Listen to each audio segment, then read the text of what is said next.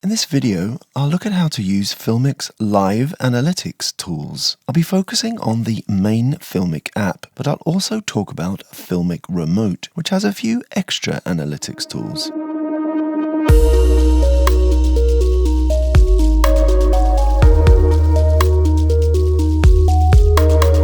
The live analytics features in FiLMiC Pro give you an extra insight into what is being captured when you hit the record button. Essentially, they are there to assist you in achieving accurate focus and exposure. This is done by adding a screen overlay, which then highlights the important areas, informing you if your focus or exposure is in the right place. Of course, you can just look at the FiLMiC Pro screen and see what's in focus, but using a small screen this can be tricky. So for example, things like focus peaking turn the in-focus areas of the image green. FiLMiC Pro offers 4 different analytics overlays. There's also 2 different analytics modes. If you tap the A icon at the bottom of the screen, this enables live analytics. Now, 4 icons appear at the top of the screen for the 4 different analytics tools. Once live analytics is enabled, moving the focus and exposure wheels triggers the overlay to appear. Once you stop moving the wheel, the overlay vanishes again. Of the 4 icons at the top, the first 3 are for exposure. They are pretty much doing the same job, but in a slightly different way. Meanwhile, the 4th icon uses the letters FP, which stand for focus peaking. With the live analytics on, and without selecting one of the 4 overlay icons at the top, you will get 2 responsive overlays. Moving the exposure wheel activates the zebra overlay, showing you blue stripes for underexposed and red stripes for overexposed areas. Alternatively, moving the focus wheel activates the focus peaking overlay. Green areas indicate what FiLMiC calls critical focus in the frame. In other words, where you see green in the frame, those edges should be in focus. To keep an overlay on permanently, you can select the required overlay from the 4 icons at the top. Top right is focus peaking, while top left gives you exposure zebras. The middle 2 icons are clipping and false color overlays. The clipping overlay shows you which parts of the image are being lost due to over or underexposure. Red areas are blown out highlights, which will appear pure white in your video. Meanwhile, blue areas represent underexposed shadows, which will end up appearing black when played back. The false color overlay again shows blown out highlights as red and underexposed shadows as blue, but adds a green overlay for correctly exposed areas. So you can see that the exposure overlays basically represent almost identical information, but in 3 different ways. So it's really up to you how you want to view this information. So you can see that by moving the exposure wheel, you're balancing how the frame is exposed. Unless the light within the frame falls perfectly within the dynamic range of your camera sensor, you will experience either black shadows or white highlights. Black shadows and white highlights means there is no luma or color information retained in those areas. Essentially, they pass the range of your sensor and therefore max out or bottom out. Where 0 to 100% equals the dynamic range of your sensor, you can imagine that anything beyond 100% is read as basically 100%, and anything below 0% is read as 0%. So setting exposure always becomes a trade-off between highlights and shadows. To avoid the white clipping out, you can choose to reduce exposure, but this will come at the cost of larger areas of black, detail-less shadows. Alternatively, you can choose to expose the shadows, but this will come at the cost of larger, pure white, blown-out areas. And of course, you can choose anywhere in between, depending on the look and the style you want. It's worth noting that usually when setting exposure, we lean in favor of keeping overblown white areas to a minimum. This is for two reasons. One, it usually looks nicer and more normal to our eyes. Our eyes are used to seeing black areas when it's dark, for example. On the other hand, it's very unlikely our eyes will experience large, blown-out white areas. Therefore, it looks somewhat unnatural. And two, it's usually possible to recover some detail from the shadows in post-production using editing or grading software. In this example, I'll show you what I mean using Adobe Premiere Pro. In the lumetri settings, you can push up the shadows. This increases brightness, but only in the dark areas, leaving the mid and light areas untouched. Doing this, you might be able to bring back a little more detail in the shadows. We can also try to pull down overblown highlights and see if we can rescue some detail there. But this is usually less effective. Even so, you might want to do this to stop the white areas being so present and overbearing. Bringing down the highlights and pushing up the shadows also reduces the contrast in the whole image.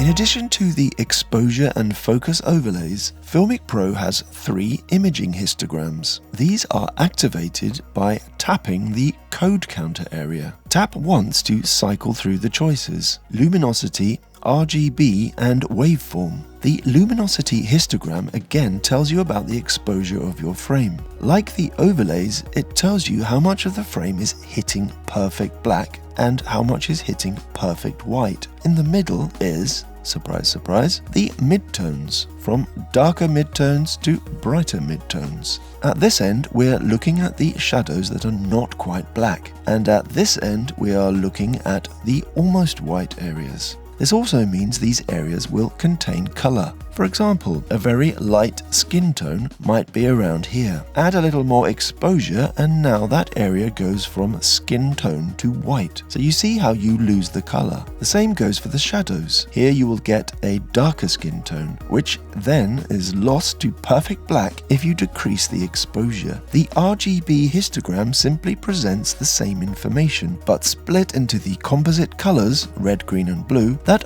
all light is made from. The waveform histogram shows you the exposure once more, but this time as a graph. The bottom axis matches the horizontal axis of the image. Meanwhile, the vertical axis tells you the exposure level of the corresponding part of the frame. So if you look at the left of the histogram, you see exposure levels for the left of the frame. If you look at the right, you see the exposure levels for the right of the frame. And so on. As you can see, the information is live. So as you move the camera, or elements within the frame move, so do the live analytics and histograms. I've already made a video about FiLMiC's Remote app. You probably already know about it. So if not, let me just say that FiLMiC Remote allows you to monitor and control FiLMiC Pro via a second smartphone or compatible device. While you can see all the same histograms and analytics available in the app, Remote also adds a few extra ones. So if you go into Remote and switch to monitor mode, you'll get to see the luminance histogram larger, so it's easier to see what's going on. In addition, there is a vector scope, which displays color saturation by channel across the entire image. Then there's another histogram with 4 different options. You can certainly use FiLMiC Pro without using the analytics and get great results. However, if accuracy is important, then using the overlays makes the job easier. While looking at your monitor screen is generally fine, it's not necessarily 100% accurate. Your screen might be altering brightness or color tone. Also, while no 2 monitors display color and luminosity the same, added to that, light in the location or room bounces off the monitor screen and changes the look a little bit. So by using these tools, you get a more scientific understanding of your exposure. These analytics and histograms tell you exactly what is hitting the sensor and being recorded.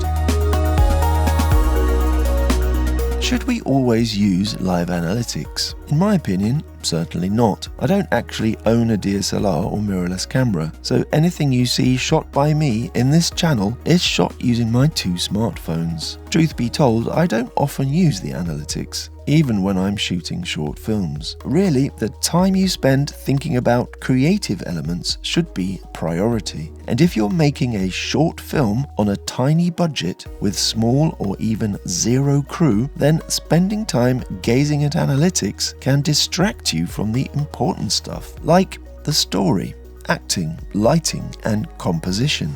That said, if you aspire to becoming a professional cinematographer, then understanding these tools can be very important. If you want to use your smartphone as the first steps of film school and intend to graduate to cinema cameras later, then these are fantastic learning tools at such a low cost. So I recommend playing with the analytics tools to see if it improves your exposure. See how having a more scientific approach affects the final result. Does the footage look different once you start editing it? Or are you basically getting similar results? If you practice using the analytics tools in a situation without time pressures, you will get a better understanding of how your device exposes a frame. In the long run, it might actually speed up your shooting process as you get a deeper understanding of what your device can do. Now, don't get bogged down in trying to achieve some kind of perfect exposure where nothing is lost to highlights or shadows. I got this shot by accident and ended up using it in the movie because it works in the context of the story. As you can see, the top of the buildings and sky are completely blown out. While this was an accident, I actually liked the way it made the buildings seem more imposing, as if they are so tall they vanish into the brightness of the sky. The subject of the film is about humanity trying to cope with our dwindling resources. People have to be put to sleep, so there's more to go around. And this shot felt to me like it reflected the idea of a hellish future. As I said previously, it's not normal for our eyes to see huge blown out white areas. The unnatural feel of this shot then reflects to me the disharmony of the situation of the story. A bit like humans trying to balance the exposure in our cameras, in my story, humans of the future are trying to rebalance our relationship with nature. And at this point in the story, the balance is wrong. And this is reflected by this shot being overexposed. I also found it made the buildings look more beautiful in a way. You might say, well, you should expose it properly and then overexpose it in post if that's what you want. But if I'd done that, boosting the exposure would have added a ton of noise to the image. And, you know, why not just keep it simple? As I keep saying, getting it right in camera is the way to go, especially with smartphones. Anyway, I just wanted to illustrate how our art should not be ruled by filmmaking technology, rather the other way round. However, by understanding the technology better, by using live analytics for example, we'll have more control and better skills to utilize it for our needs as artists. So that's it for this video. If you found it useful, educational, enjoyable, entertaining, anything like that, then please remember, if you haven't done so already, hit that subscribe button, like button, bell button. Thank you very much. And I'll see you in the next video.